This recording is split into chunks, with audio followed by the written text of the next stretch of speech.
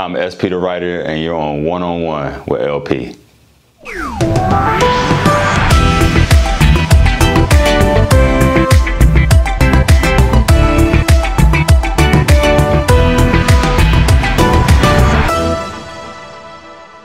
Everybody, I am sitting here with SP the Writer.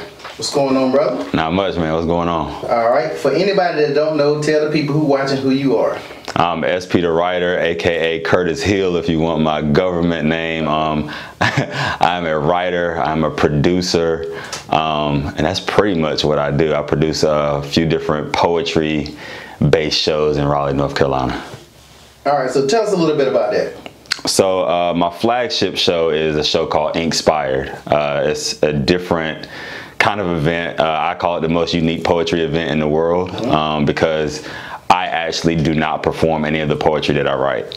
And so what I do is... So you do poetry, but you don't do poetry. Right, exactly. So, yeah, please. Tell me how that works. Yeah, so I'm the ghost writer, but everybody knows I'm the ghost. Okay. So you the guy behind Drake. I am the guy behind everything, yeah. So I hire other artists that come in that are really dope, spoken word artists or actors or actresses, and they come in and perform work that I've written that night. We get all dressed up. There's a red carpet. There's a live band with concert performances, pre-show art gallery. It's a big production.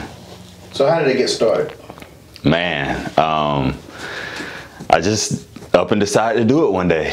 I was playing poker pretty heavy and was actually going to play in the World Series of Poker that coming summer, and then just decided I wanted to do something with my poetry, and just thought I was gonna put my book out, but I was like, I want to do something a little more fun, and so got some pen and paper, and that's where the show came from. Hold on, let me backtrack. So do you mean the poker like the real deal, or you talking about somebody that's just got it in the garage somewhere? Not the real deal. I started off in the home games in the garage and everything.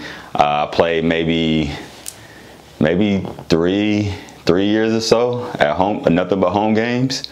And then I got a little more serious and got into being in some of the tournaments on the circuit. So I traveled everywhere from California, Florida, Indiana, New Jersey, everywhere except Vegas.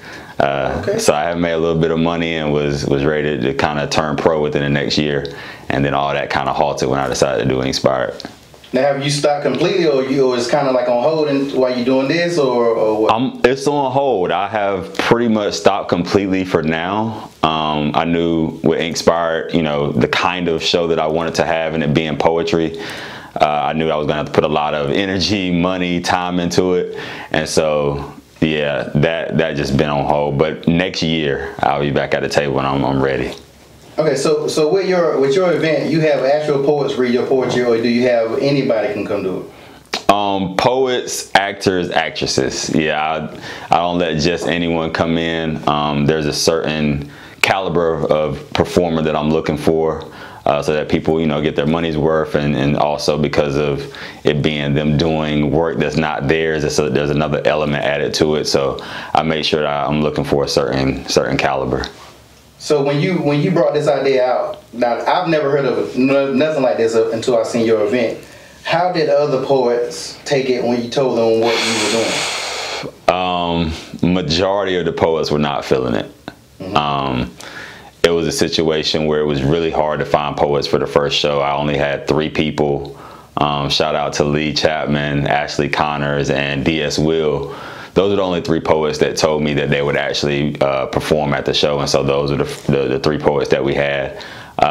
It was a lot of mixed emotions within poets, everything from kind of like, and then they leave me on red, or, I've actually had some people just tell me flat out, like, nah, like, why would I do that? And so it was a task. Okay, now does it, I guess on the poet side, does that take away from, it's kind of like rap, you came with your own stuff, somebody else write your stuff, so with a poet, does that take away from a poet if they do it, or, is that a hard sell? It takes away from a poet if that's their mindset. Gotcha. If they're open to something different, to something that they've never done before, then it actually adds value to them, because then they're able to come into a circle in most cases that's my circle, that they don't have those particular eyes. And so if they go on stage and kill it, I mean, everybody that's killed it, they've gotten booked. They've, their careers, depending on what they were doing outside of that, have kind of lifted off of that as well. So as long as they bring value and they're open to it, then they receive even more value on the back end. Okay, so have you ever gave somebody like a fire joint and they did it and it was great, but then somebody booked them and then they won't nowhere close to the level that you put them on when you put their stuff? I knew you were gonna ask me that. Nobody's ever actually asked me that. I would say no, because all the poets that I've had on the Inkspired stage so far are like super fire. Now, what I have had is a couple of instances where really dope poets came in on the Inkspired stage and they didn't do as well as they normally would do. And there were some circumstances surrounding that, but I've seen that, but I haven't seen where they go back to quote unquote being themselves and it be a lesser version. Okay, so when you write for them, do you write it for it fit them, or let's say you like, I know they hot, but they ain't this hot. Like when you were creating a piece for an artist, how much does that artist matters in you creating a piece? Most of the time, a lot. I do both. So I've had instances where I've taken pieces that were performed by another poet or even written for another poet, and I've found a similar type poet, or sometimes in some cases a totally different poet that I know can make it sound completely different. And so that's work, but most of the time I book and then I write the pieces specifically for their voice inflection, for their attitude on stage, for where I think they might be able to take a piece. Okay, now are you born and raised here? Nah, I was born on Eglin Air Force Base, and that's in the panhandle of Florida. And then we moved to North Carolina when I was right when I was coming to kindergarten. So Maysville, Pollocksville, North Carolina, that's where my roots are and where I grew up at. But most people would say you was from here if they didn't know that, right? Yeah, if they didn't know that, then they would say I'm from here. But yeah, I'm definitely from North Carolina for real. So when you started doing this, how was the support locally from, I would tell people with businesses ran off of strangers, but you always start with your family and friends. So when you came up with this idea, how much support from your family and friends came about? A lot. It's crazy because even before I knew what networking was, I was networking. And so I've told a couple of people my very last Inkspired show that we had pre-COVID, there was three people there that I went to kindergarten with. So my very first Inkspired show, I would say it was probably half and half. There was probably half people that I knew prior to starting to network in Raleigh, and then the other half was people that I met in the poetry circles here in Raleigh. But family and friends have been a huge supporters of what I've been doing. All right, so let's say they didn't. How do you think it would have fueled you? Would it made you keep going? Would it made you quit? Neither. It wouldn't have bothered me. There's only been one person that I was like kind of on their head about coming to a show, and they hadn't been, but then they wound up coming to the last show that I had. But I don't try to pressure people, whether it's somebody I know, whether it's a stranger, whoever. I just let them know I got a show. And then whether or not they can come, because people got stuff going on in their life, man. Shoot, people money strapped, people die in their family on the day of the show, which I've had happen before, the day before. Things happen, so I don't pressure anybody to come, but I do love the support when it's there. All right, so you have a very successful event. I've been there myself. I have seen amazed at how the people get dressed up and just the swag of the event.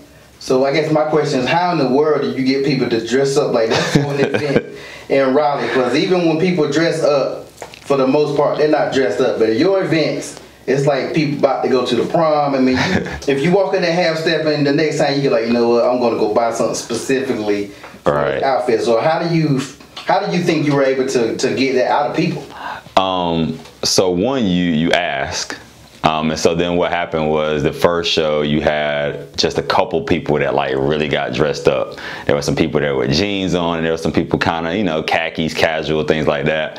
I think Crystal had a lot to do with that as well. Crystal the Muse, shout out to her. With her being on stage hosting and switching outfits, I think that also gave people like, oh, okay, I need to, and they see the other couple people that's in the crowd that are really dressed like you said, and then the next show more people get dressed up, and then the next show more people get dressed up. So I think that, along with just all the other things around the show, the bells and whistles, I think people were like, yeah, I can get dressed up here, and I actually want to get dressed up. Okay, so at this point, how many of these events have you had so far? There's been 4 Inkspired events. All right. So what is the ultimate goal? The ultimate goal, my ultimate goal is to be well known enough through the brand and having it make enough money that I can actually have every show be free. I really would love to. I live by this creed, and I don't always talk about it, but I say, unless you give your gift away, you're but a thief. And so that's part of the reason why this next show is going to be a free event. But I really want every single show to be free, because when it's free and you give as much value as I give, then it winds up reaching many more people, and so I can touch many more people's lives. So the events you do is not about the money at all. I mean, I understand bills got to be paid, but if that's your ultimate goal, it can't be about the money. Right. Yeah. I want as people say, the bag. I want the bag like everybody else, but that's not what I'm focused on. I know that's going to come as a byproduct of the value that we get from the show. For me, it's about being able to touch people and have people sit in the audience and hear themselves through the poetry that I write, that other artists are, speaking out to them. So it's really more so about the community. It's about collaboration. It's about impact for me more than it is about money. How much money did you make when you was gambling? you ain't got to answer that. So I call you the Black Kenny Rogers. Okay, so what do you feel like you have to do in order to get to that goal? A lot. So I got a hashtag, and I actually bought the domain as well, because nobody had ever used the hashtag on Instagram, and the domain was like $1. But I have hashtag the $1 Million Poet. And so it's crazy that I say that, but then it's not about the money. But we need money to be able to pay for things, obviously, to be able to fuel certain things, to be able to present things a certain way. So I want to be able to get to a place where I have enough money that I don't have to worry about anything. And so then I can funnel that into making the impact that I want. Now, do you feel like, I know a lot of people come on here and sometimes they say that North Carolina is like one of the most hatingest states when it comes to people. So does that affect the growth? Like, have you ever had any, like, I'm talking about blatant, direct hate to your event, or people trying to copy and steal it? Because that also happens in this area as well. So that's a 2-part question. As far as direct, blatant hate toward the show, I would say no. I have had some, a little bit of hate or disrespect towards myself, which, there's been a couple instances. But for me, I haven't experienced that out loud like a lot of other people have. I know that, people say, oh, people that Raleigh, this and that and the other, or Durham, blah, blah, blah. I haven't experienced, like, people have really come out and supported me. But I feel like it's because when I came in, nobody knew me. So I was a fresh face, and I was never asking for anything. I was always saying, here, let me help you with this, let me help you with that. And then all I did is just announce that I have something going on, and people say, you know what, I rock with him, so let me see what's going on. And then, having Crystal the Muse beside me too definitely doesn't hurt with that. The second part of your question, what'd you ask? What'd you say?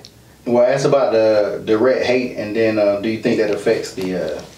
I think that's what I said. I lost my. I was so engulfed in what you were saying about being positive, I forgot what I said. But I think it's basically just like the hate about the event and how North Carolina pretty much. Yeah, people, haters are like bad drivers. Everybody in their state thinks that their state has the worst drivers, and so I feel like, you know, there's haters everywhere. I'm sure I don't know all the people who hate me or hate on what I do, but at the end of the day, that doesn't fuel me anyway. I'm more perplexed and confused by the hate than I am fueled by it. Well, you know, with great success always come hate. You know, as they say, if you ain't got no haters, you ain't doing something right. Right. So I guess that should motivate it. Do you think that that the issues that we have in the area, do you think it can be fixed? Yeah, but I think it takes for people not to be as sensitive as they are when it comes to things of that nature. And then I also think the biggest thing is bringing as much value as you can without also having your hand out all the time. I think the more value you bring, the more people that are going to flock to you, because if a ticket at a show is $100 ticket, but you're giving a $300 value, or you got a $300 ticket giving a $1,000 value, it don't matter how many haters you got, people are going to come support you because they feel like they're actually getting over in a way. Okay. Now, how often are you able to go out and support others? All the time. God, I know I've spent thousands of dollars supporting other people's events, supporting people's books, supporting people's whatever. A lot of times people see me out, they're like, oh, you know, SP, you know, I pay my money just like everybody else to get in. Unless you see me shooting an event, then I pay my money just like everybody else. Okay, so that's another part you started bringing. Tell us about your I guess your videographer, since you added that to your resume. Yeah, man, it's crazy. My videographer, shout out Derek, who does all my Inkspired stuff.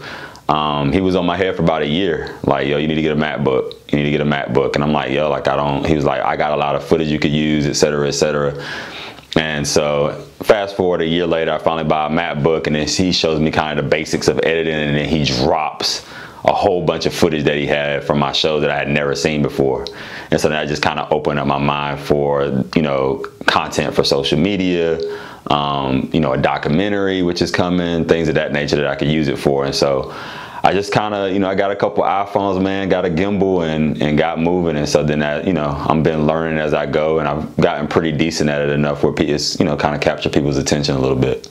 All right, so you do got that official title now? Or you just do it from the side right now? When you say SP, the writer, also the videographer? I guess you can. Yeah, I did my first mini documentary on Janelle Simone.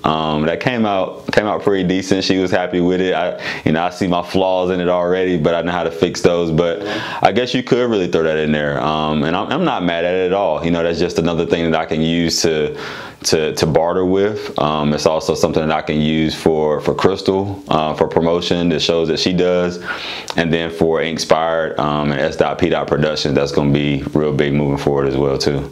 All right. So what else you do that we don't know about? Anything else that y'all don't know about? I used to hoop.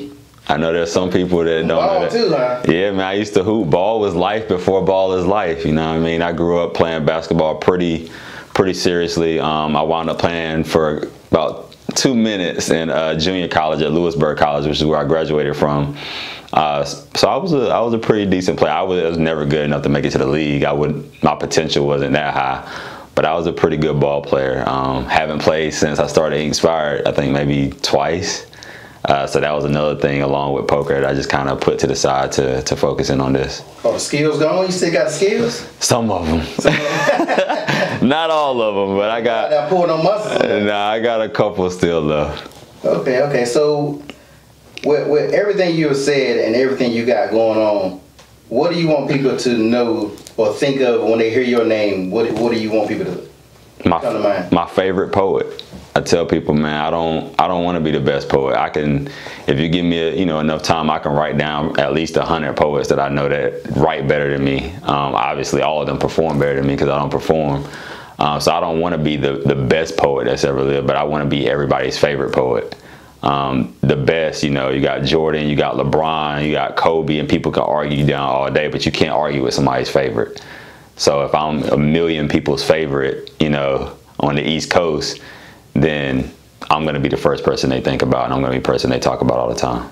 Okay. Will we ever see SP perform Never. at one of his shows? Never. You're saying you're going on record right now and saying I'm going on record. Never. It is completely 100% against the brand, and it's crazy because I still have people that actually reach out to me to book me to perform, and I'll be like, yo, like I don't perform, and they'll be like, you know, I thought if I paid you enough. I'm like nah, I don't perform my own poetry. So yeah, that'll never happen. The process that it would take me through to even be able to get to a place to perform on the Inkspired stage would be so grueling. I would hate it. I would hate every minute of it.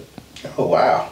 Okay. People, you heard it here first. Never. He said never. Never. If he does, we're gonna throw this back up. Right. Like, bro, you told LP. Right. You said never. But if I did, that show would be sold out. Yeah, I mean, that's what I'm saying. That's like, it would be sold out. If it was something maybe special to your heart, or maybe this a certain situation, man, they would do it. But you said it would take a lot. It would take a lot. It would take me months with a real coach. I would probably have Desana Hanu coach me. He's very confident that he thinks he could get me up to par, but it would take me months. And I think after I did it, people would be like, oh yeah, okay, I see why he doesn't perform. It'd be that bad, huh? Yeah, it wouldn't be good at all. Okay, where can people go to follow your work and see everything you got going on? Man, yo, listen, first of all, you need to be on my text list. You get updates on my events as well as other events that are going on in the area that I'm tied to. You just want to text the letters SP, S is in silent, P is in poet. And you're going to text that to 888-549-0199. 888-549-0199. You can also hit me on Instagram at SP the Writer, just how it sounds, the real correct way. And if you want to hit me up on Facebook, make sure you send me a message when you send your Facebook friend request, but Curtis L. Hill Jr. All right, last words to the viewers. What you want me to talk on? You got It's your last word. What's the last thing you want to say to anybody watch this video right now? Man. Motivation, it can be whatever. Yep. Before we get to that, okay. Anything you want to plug, let's go ahead and get that. Would you let everybody know about the next event? The next event, Inkspired, the free edition. Everything is free except for your experience tickets, which include your VIP type tickets. It's gonna be a free show, man. You know, get dressed up. All you gotta do is figure out what you're gonna put on. Come on through November 20th, Ballroom C at the Raleigh Convention Center. Red carpet starts at 5 p.m. Show starts promptly at 7. We rock from 7 o'clock to 10:30 p.m. Also, one other thing I want to plug is Crystal the Muse. She has a weekly showcase. That's my host and co-producer. Weekly showcase at Mango's every single Thursday night. Y'all come through. I think show starts at 9 o'clock on Thursdays. All right, now last words to the viewers. Man, like, if you got something you want to do, just start. I know, a lot of people, we want to research and we want to ask our friends, we want to ask our family, we want to worry about the fact that we don't have a team. Like none of that matters. Just start whatever it is that you want to do, and when people see you pushing your car, they'll come help you. But if you just stay on the side of the road with your thumb out, and people know we got Uber and Lyft out here nowadays, they probably not gonna pick you up. But if somebody sees you pushing, they're gonna come and help, and you learn as you go, and then you get better and better and better. All right, man, thanks for coming out. One-on-one LP, SP the Writer. Appreciate it. See you between the lines. All right, peace.